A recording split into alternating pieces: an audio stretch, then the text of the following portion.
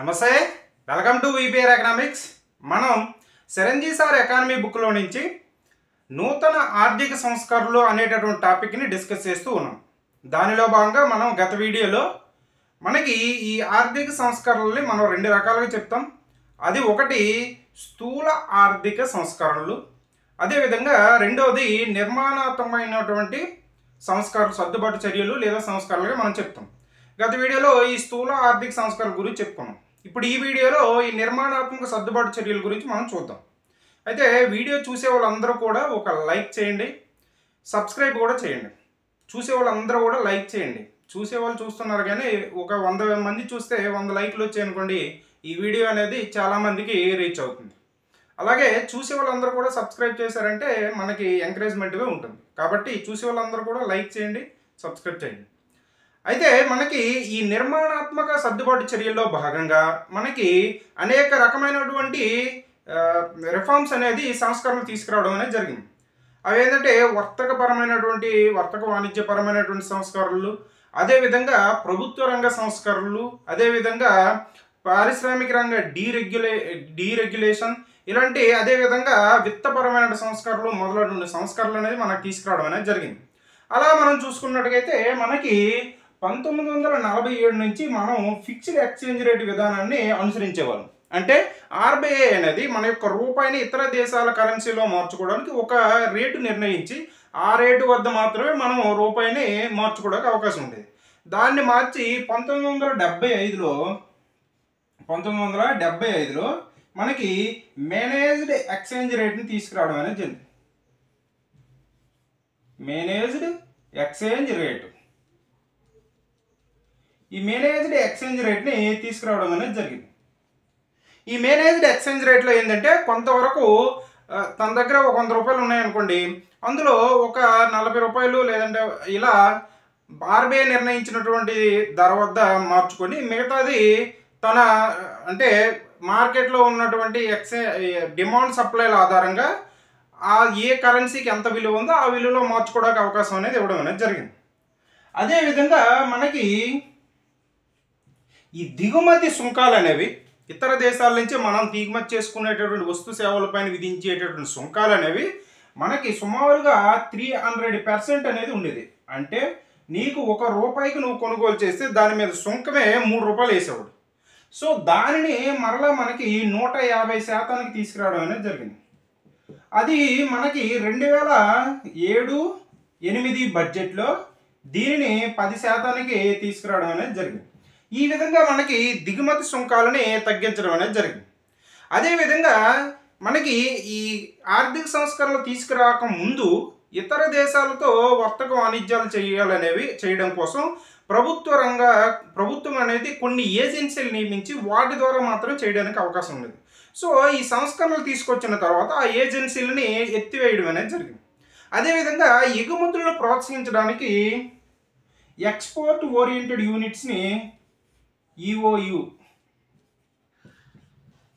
ఈఓయూలని స్థాపించడం అనేది జరిగింది. అదేవిధంగా స్పెషల్ ఎకనామిక్ జోన్స్ని స్థాపించడం అనేది జరిగింది. అదేవిధంగా ఎఫ్డిఐలను కూడా అనుమతించడం అనేది జరిగింది. అదేవిధంగా ఎక్స్పోర్ట్ ప్రమోషన్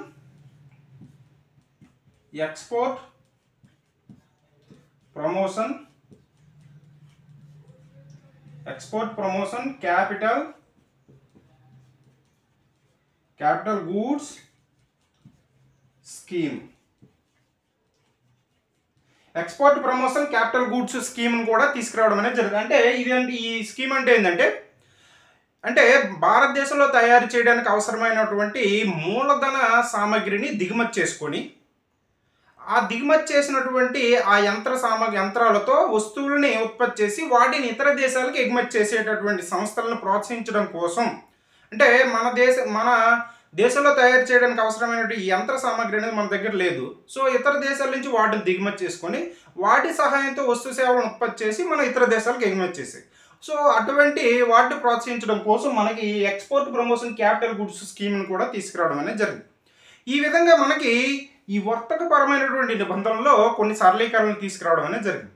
అదేవిధంగా మనకి పారిశ్రామిక రంగంలో వచ్చినటువంటి సంస్కరణలు కనుక మనం చూసుకున్నట్టుగైతే మనకి ప్రభుత్వ రంగ సంస్కరణల్ని డిస్ఇన్వెస్ట్మెంట్ పద్ధతి ద్వారా వదిలించుకోవడం అనేది జరిగింది. అలా మనకి 2020కి వచ్చేటప్పటికి ఈ డిస్ఇన్వెస్ట్మెంట్ 4,67,000 కోట్ల రూపాయలు డిస్ఇన్వెస్ట్మెంట్ ద్వారా సంపాదించి, కాకపోతే ఇది మరలా మనకి ఈ కోస లోటుని బడ్జెట్ లోటుని వీటిని పూరించుకోవడానికి ఉపయోగించుకోవడం అనేది మిస్యూజ్ అనేది దీనివల్ల జరుగుతూ ఉన్నది. అదేవిధంగా మనకి విత్తపరమైనటువంటి సంస్కరణలు కానీ మనం చూసుకున్నట్టుగైతే విత్తపరమైనటువంటి సంస్కరణలు, అదేవిధంగా ఈ ప్రైవేట్గా భాగంగా మనకి 17 ప్రభుత్వ రంగ సంస్థలని మనకి కుదించి వాటిని 2కి తీసుకురావడం అనేది జరిగింది. అదేవిధంగా ఈ విత్తపరమైనటువంటి సంస్కరణలో భాగంగా మనకి 1991లో నరసింహం కమిటీని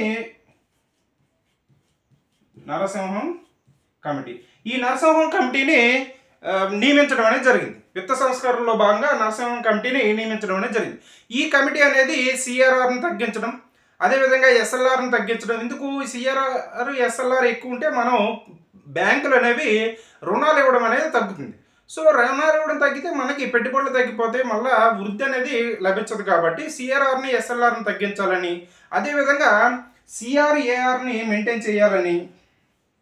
సిఆర్ఏఆర్ అంటే క్యాపిటల్ రిస్క్ అసెట్ రేషియో, అంటే బ్యాంకులు ఇచ్చినటువంటి అప్పుల్లో కొంత రిస్క్తో కూడినటువంటి అప్పులు అనేవి ఉంటాయి. సో వాటి ఎంత రిస్క్లే అప్పులైతే ఇస్తున్నావు వాటికి అనుగుణంగా నువ్వు మూలధనాన్ని రేషియోని మెయింటైన్ చేయాలి.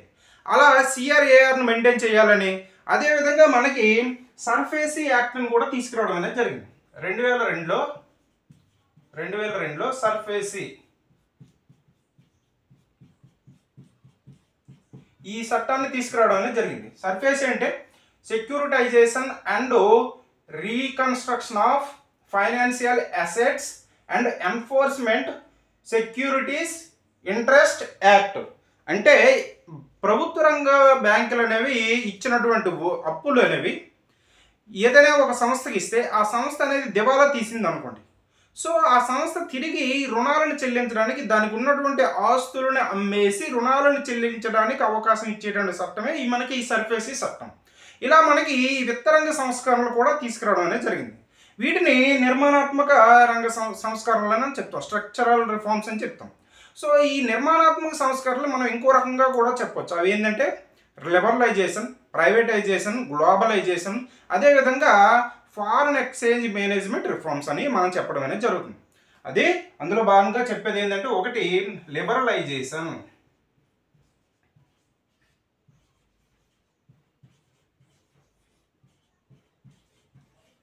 సరళీకరణ.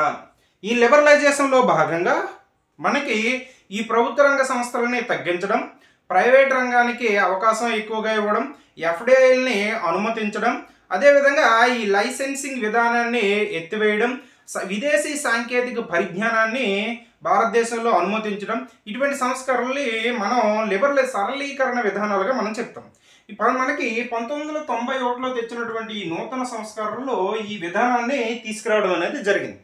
దీనిలో భాగంగా మనకి ఈ లిబరలైజేషన్ సరళీకరణలో భాగంగా మనకి ప్రభుత్వ రంగానికి కేటాయించినటువంటి పరిశ్రమల్ని 18 రకాలైనటువంటి పరిశ్రమలకి, అంటే ఇంపార్టెంట్ పరిశ్రమలు తప్ప మిగతా వాటికి లైసెన్సింగ్ విధానాన్ని మనకి 1951లో IDRA industrial development and regulation యాక్ట్ని తీసుకొచ్చాం. వాటిలో మనకి పర్మిషన్, క్వాటా, లైసెన్సింగ్ విధానాన్ని తీసుకొచ్చాం. సో దానిని ఎత్తేసి మనకి 18 రకాలైనటువంటి ఇంపార్టెంట్ అయినటువంటి సంస్థలకు పరిశ్రమలు తప్ప మిగతా వాటికి లైసెన్సింగ్ విధానాన్ని ఎత్తివేయడం అనేది జరిగింది. ఆ తర్వాత వీటిని 5కి కుదించడం అనేది జరిగింది. ప్రస్తుతం 5కి కుదించడం అనేది జరిగింది. అలా మరలా మనకి 10 లక్షల జనాభా ఉన్నటువంటి ప్రాంతాలు తప్ప మిగతా ప్రాంతాల్లో ఎటువంటి ముందస్తు అనుమతులు లేకుండా సంస్థలని, పరిశ్రమల్ని స్థాపించుకోవచ్చు. కాకపోతే 10 లక్షల జనాభా ఉన్న దగ్గర మాత్రం అనుమతి అనేది తీసుకోవాలి. అదేవిధంగా ఎఫ్డిఐలను కూడా, ఫారెన్ డైరెక్ట్ ఇన్వెస్ట్మెంట్లు కూడా మనకి 51% వరకు అనుమతించడం అనేది జరిగింది. ఇంతకుముందు ఎలా ఉండేది, 51% కంటే ఎక్కువ ప్రభుత్వం చేతిలో ఉండాలి, యాజమాన్యం కూడా ప్రభుత్వం చేతిలో ఉండి ప్రైవేట్ వ్యక్తులు ఉండకూడదని గిరిగీసుకొని కూర్చోం. దానిని తగ్గించేసి మరలా ఎఫ్డిఐలు 51%, ఇప్పుడు 100% కూడా చాలా వాటిలో మనకి అనుమతించడం అనేది జరిగింది. ఎఫ్డిఐని 100% కూడా అనుమతించడం అనేది జరిగింది. అదేవిధంగా మనకి ఈ సాంకేతిక పరిజ్ఞానాన్ని ఇతర దేశాల నుంచి మనం సాంకేతిక పరిజ్ఞానాన్ని మన పరిశ్రమల్లో మన సంస్థల్లో ఉపయోగించుకోవడానికి 34 సంస్థలు తప్ప మిగతా వాటిల్లో మనకి ఈ సాంకేతిక పరిజ్ఞానాన్ని ఆటోమేటిక్గా మనం తెచ్చి ఉపయోగించుకోవడానికి అవకాశం ఇవ్వడం అనేది జరిగింది. ఈ విధంగా మనకి ఈ లిబరలైజేషన్ పాలసీని తీసుకురావడం అనేది జరిగింది. రెండో అంశం ఏంటంటే మనకి ప్రైవేటైజేషన్. రెండో అంశం ప్రైవేటైజేషన్.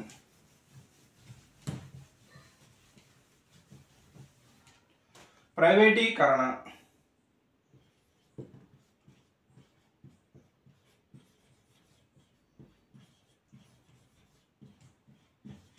ప్రైవేటీకరణ. ఈ ప్రైవేటీకరణ అంటే ఏంటంటే ప్రభుత్వ యాజమాన్యాన్ని తప్పించి ఆ కార్యకలాపాలన్నీ మనకి ప్రైవేట్ యాజమాన్యానికి అప్పగించడాన్ని మనం ప్రైవేటీకరణ చెప్తాం. మనకి ప్రైవేటీకరణ అంటే ప్రభుత్వ రంగ సంస్థలని వాటి యొక్క నిర్వహణని అదేవిధంగా వాటి యొక్క బాధ్యతలని ఉత్పాదకతని బాధ్యతలని నిర్వహణ బాధ్యతలని ప్రభుత్వ రంగం అంటే ప్రభుత్వం తప్పుకొని ప్రైవేటు వ్యక్తులకి అప్పగించడాన్ని ప్రైవేటీకరణ అని మనకి పీటర్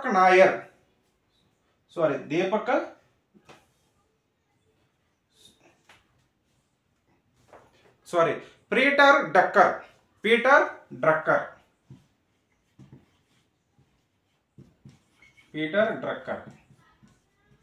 ఈ పీటర్ డ్రక్కర్ అనేటటువంటి వ్యక్తి ప్రభుత్వ రంగ సంస్థల యొక్క నిర్వహణ బాధ్యతని ఉత్పాదకత బాధ్యతని నుంచి ప్రభుత్వం తప్పుకొని ప్రైవేటు వ్యక్తులకు అప్పచెప్పడాన్ని ప్రైవేటీకరణగా మనకి ఈ పీటర్ డ్రక్కర్ అనేటటువంటి వ్యక్తి మనకి తెలపడం అనేది జరిగింది. ఈయన 1969లో ఒక గ్రంథాన్ని రాశారు. అది ఏంటంటే ఏజ్ ఆఫ్ డిస్కంటిన్యూటీ.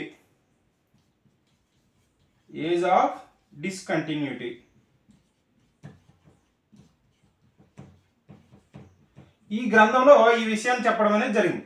అయితే ఈ ప్రైవేటీకరణలో మనకి ప్రైవేటీకరణ అనేది 1980వ సంవత్సరంలో ఇంగ్లాండ్లో మార్గరెట్ థాచర్ ఇంగ్లాండ్ ప్రధాని అయినటువంటి ఈ మార్గరెట్ థాచర్ ఈ ప్రభుత్వ రంగ సంస్థలన్నింటినీ కూడా ప్రైవేట్ వ్యక్తులకి విక్రయించడం అనేది దాంతో మరలా మనకి ఈ ప్రైవేటీకరణ అనేది ఊపందుకుంది. అలాగే 1978లో చైనా అనేది ఈ ప్రైవేటీకరణని ప్రారంభించడం అనేది జరిగింది. ఆ విధంగా మనకి 1991లో సంస్కరణలో భాగంగా ఈ ప్రైవేటీకరణని మనకి అమలు చేయడం అనేది జరిగింది. ప్రైవేటైజేషన్ని ఇంప్లిమెంటేషన్ చేయడం జరిగింది. ఈ విధంగా ప్రభుత్వ రంగంలో ఉన్నటువంటి సంస్థలని ప్రస్తుతం రెండాటికి తగ్గించేయడం అనేది జరిగింది. ప్రభుత్వ రంగ సంస్థలను ప్రైవేట్ పరం చేసి ప్రస్తుతం 2 వరకు తగ్గించేయడం అనేది జరిగింది.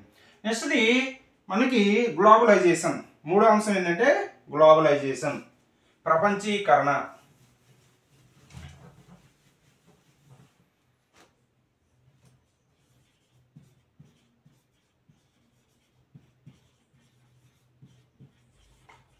ప్రపంచీకరణ అంటే దేశ రాజకీయ సరిహద్దులను దాటి ఇతర దేశాలతో ఆర్థిక కార్యకలాపాలని వ్యాపార కార్యకలాపాలని నిర్వహించడాన్ని ప్రపంచీకరణగా మనం చెప్పడం అనేది జరుగుతుంది.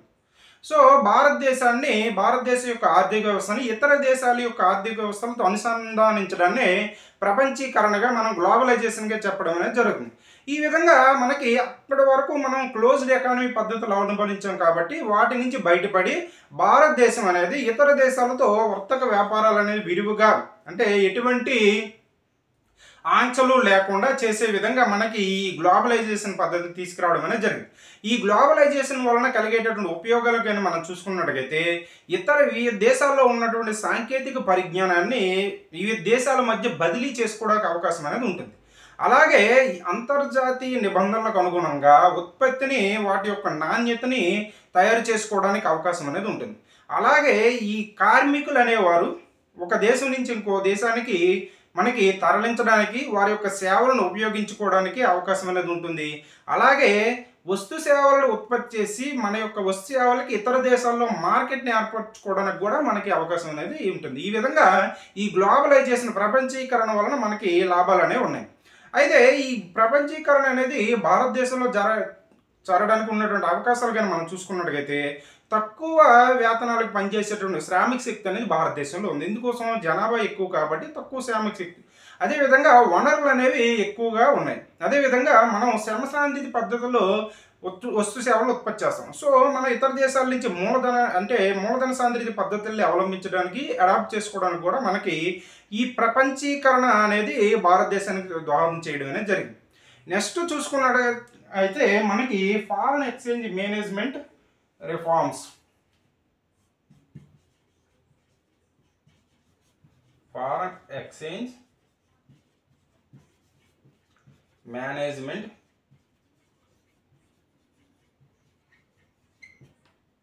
Reforms. Foreign exchange management reforms. ఈ గ్లోబలైజేషన్ దగ్గర ఒక విషయం మర్చిపోయింది ఏంటంటే, దేశ రాజకీయ సరిహద్దులను దాటి భారతదేశ ఆర్థిక వ్యవస్థను ఇతర దేశాల ఆర్థిక వ్యవస్థలతో అనుసంధానించడాన్ని ప్రపంచీకరణగా మనకు చెప్పినటువంటి వ్యక్తి ఎవరంటే దీపక్ నాయర్ అనేటటువంటి వ్యక్తి ఈ అంశాన్ని చెప్పడం అనేది జరిగింది. దీపక్ నాయర్. అయితే ఈ ఫారెన్ ఎక్స్చేంజ్ మేనేజ్మెంట్ రిఫార్మ్స్లో భాగంగా మనం తీసుకొచ్చినటువంటి సంస్కరణలు ఏంటంటే, భారతదేశ కరెన్సీని రూపీని ఇతర దేశాలతో మనం మార్పిడి చేసుకునేటటువంటి తెచ్చినటువంటి కొన్ని సంస్కరణలు అనేవి మనం చెప్తాం. ఈ విధంగా మనకి 1992-93 ఈ బడ్జెట్లో మనకి లెర్మ్స్ అనేటటువంటి పద్ధతిని తీసుకురావడం అనేది జరిగింది. Liberalised exchange rate management system. అంటే ఈ సిస్టంలో ఒక వ్యక్తి ఇతర దేశాలతో వ్యాపారం చేసే వ్యక్తి కావచ్చు, లేదనుకుంటే ఇతర దేశాల కరెన్సీని ఫారెన్ కరెన్సీ సంపాదించినటువంటి వ్యక్తి ఎలా తన యొక్క రూపాయిని ఇతర దేశాలతో మార్పిడి చేసుకోవచ్చు అంటే 40% అనేది ఆర్బీఐ నిర్ణయించిన పద్ధతిలో రేటు వద్ద మార్చుకోవాలి. ఇప్పుడు ఎగ్జాంపుల్కి ఆర్బీఐ అనేది $1కి 10 రూపాయలుగా నిర్ణయించింది. సో నువ్వు 10 రూపాయలు ఇచ్చి డాలర్ని మార్చుకోవాలి. అది ఎలా, నీ దగ్గర 100 రూపాయలు ఉంటే, లేదు 1000 రూపాయలు ఉంటే అందులో 400 రూపాయలని నువ్వు ఈ విధంగా మార్చుకోవడం, 40% మార్చుకోవడానికి. మిగతా 60% అనేది మార్కెట్లో ఇప్పుడు ప్రస్తుతం ఏ దేశ కరెన్సీనైనా ఏ విధంగా మార్కెట్లో వాటి యొక్క సప్లై డిమాండ్ల ఆధారంగా ఆ రేట్ నిర్ణయించడం అనేది జరుగుతుంది.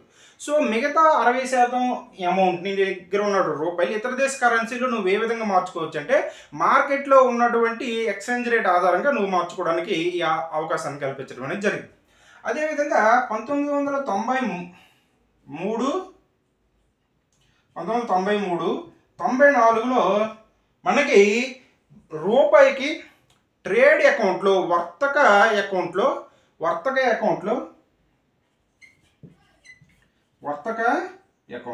ఈ వర్తక అకౌంట్లో రూపాయికి పూర్తి కన్వర్టిబిలిటీ అనేది తీసుకురావడం అనేది జరిగింది.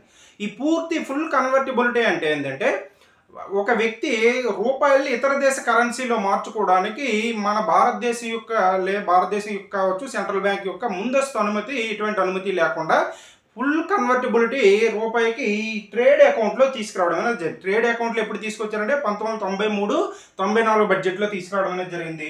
అదేవిధంగా 1994 ఆగస్టులో కరెంట్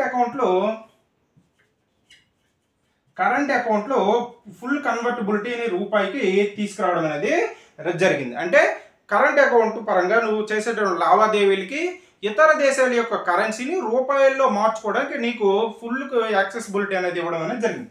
అదేవిధంగా మనకి ఈ రూపాయికి కన్వర్టిబిలిటీ ఫారెన్ ఎక్స్చేంజ్ రిజర్వ్స్లో మార్చుకోవడానికి కన్వర్టిబిలిటీ అనేది తీసుకురావడం కోసం ఒక కమిటీని సూచనలు చేయడానికి ఒక కమిటీని నియమించడం అనేది జరిగింది. అది 1997లో మనకి తారాపూర్ కమిటీని నియమించడం అనేది జరిగింది. తారాపూర్ కమిటీని ఈయన ఆర్బీఐ యొక్క డిప్యూటీ గవర్నర్గా పనిచేయడం అనేది. ఈ కమిటీని అంటే రూపీ యొక్క ఫుల్ కన్వర్టిబిలిటీ తీసుకురావడం కోసం మనకి ఈ కమిటీ అంటే క్యాపిటల్ అకౌంట్లో మూలధన ఖాతాలో రూపాయి యొక్క ఫుల్ కన్వర్టిబిలిటీ తీసుకురావడం కోసం క్యాపిటల్ అకౌంట్లో మనకి రూపాయి యొక్క ఫుల్ కన్వర్టిబిలిటీ తీసుకురావడం కోసం సూచనలు చేయడానికి 1997లో ఈ తారాపూర్ కమిటీని నియమించడం అనేది జరిగింది. ఈయన కొన్ని రికమెండేషన్లు చేయడం అనేది జరిగింది. ఈయన చేసిన రికమెండేషన్లు ఏంటంటే ఫిస్కల్ డెఫిసిట్ కాస్ట్ రేట్ని 3% తగ్గించాలని, అదేవిధంగా ఇన్ఫ్లేషన్ అనేది 3% నుండి 5% మధ్యలో ఉంచాలని, అదేవిధంగా నాన్ పెర్ఫార్మింగ్ అసెట్స్ ఎన్పిఏలు 5%కి తీసుకురావాలని, అదేవిధంగా మనకి సిఆర్ఆర్ని క్యాష్ రిజర్వ్ రేషియోని 3%కి తీసుకురావాలని, ఇది ఎఫ్డీనేమో 3.5% తీసుకురావాలని రికమెండేషన్ చేసి, ఈ విధంగా ఈ పర్సంటేజ్కి తీసుకొచ్చిన తర్వాత రూపాయికి పూర్తి కన్వర్టబిలిటీ అనేది ఇవ్వాలని ఈయన సూచించడం అనేది జరిగింది. ఇదే తారాపూర్ అధ్యక్షతన మరలా రెండోసారి కూడా మనకి కమిటీ వేయడం అనేది జరిగింది. అది ఎప్పుడు వేశారంటే 2007లో వేయడం అనేది జరిగింది. 2006లో మరలా ఈ కమిటీని రెండోసారి వేయడం అనేది జరిగింది. ఈ 2006లో ఈ తారాపూర్ని రెండోసారి అధ్యక్షుడిగా రెండోసారి కమిటీని వేస్తే ఈయన ఇచ్చినటువంటి సూచనలు ఏంటంటే, ఈ రూపాయికి కన్వర్టబిలిటీ, ఫారెన్ ఎక్స్చేంజ్ కన్వర్టబిలిటీ అనేది 3 దశల్లో తీసుకురావాలని సూచించడం అనేది జరిగింది.